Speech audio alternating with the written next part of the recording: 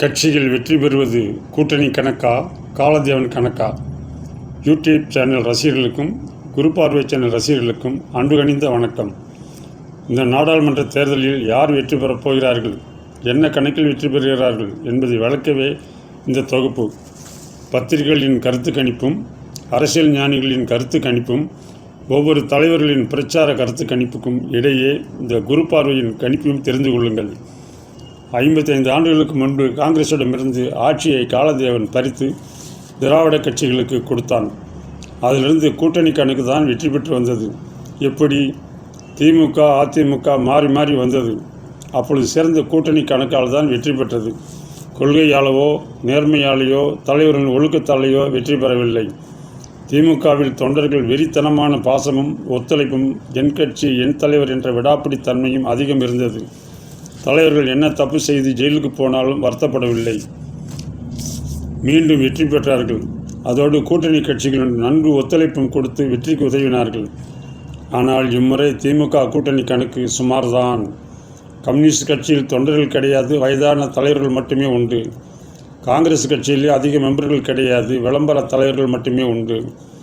இதே கூட்டணியை இதே தலைவர்களை பலமுறை பார்த்து சலித்துவிட்ட மக்கள் மனம் மாறுகிறார்கள்.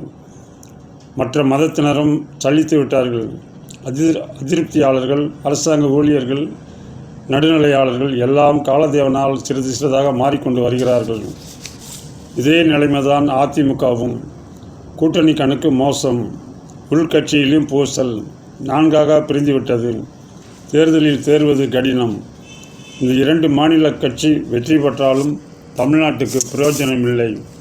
காரணம், இவர்களால் தமிழ்நாடு எந்த விதமான உதவியை பெற்று தர முடியாது. வெறும் குரல் மட்டும்தான் அங்கே ஒலிக்கும். மத்திய அரசும் மாநில அரசும் ஒன்றாக இருந்தால்தான் நல்ல பலன்கள் கிடைக்கும். இம்முறை திராவிட கட்சிகள் 40க்கு 40 நாங்களே என்று கூறி வந்தாலும் பிரயோஜனம் இல்லை, பயன் கிடையாது. அடுத்து பாரதிய ஜனதா. ஒரு முறை மாநிலத்தில் இடம் கொடுத்து ஆதரிக்கலாம் என்ற மனநிலை வந்துவிட்டது மக்களுக்கு. ராமர் ஜென்மபூமி பக்தியாளர்கள் மத்தியிலும் இந்த எண்ணம் வந்துவிட்டது. நடுநிலையாளர்கள் திமுக அதிமுக மாறி மாறி ஊழலில் பெயர் பெற்று விட்டார்கள் என்பதால் மனம் மாறுகிறார்கள். மத்திய அரசின் சேவை, மாநில அரசின் சேவை என்ன என்பதை மக்கள் உணர்ந்து கொண்டார்கள்.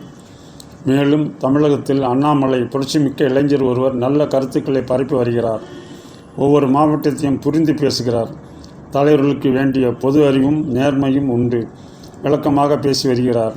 எனவே காலதேவன் மாற்றத்தால் தேர்தல் கணக்கு மாறலாம், வாய்ப்பு உண்டு. ஒருவேளை காலதேவன் தமிழ்நாட்டில் கால் மிதித்ததும் அவருக்கும் இலவசம் மது பாட்டில் லஞ்ச பணம் கொடுத்து அனுப்பி வைத்து விடுவார்கள் இந்த அரசியல்வாதிகள், திறமைசாலிகள்.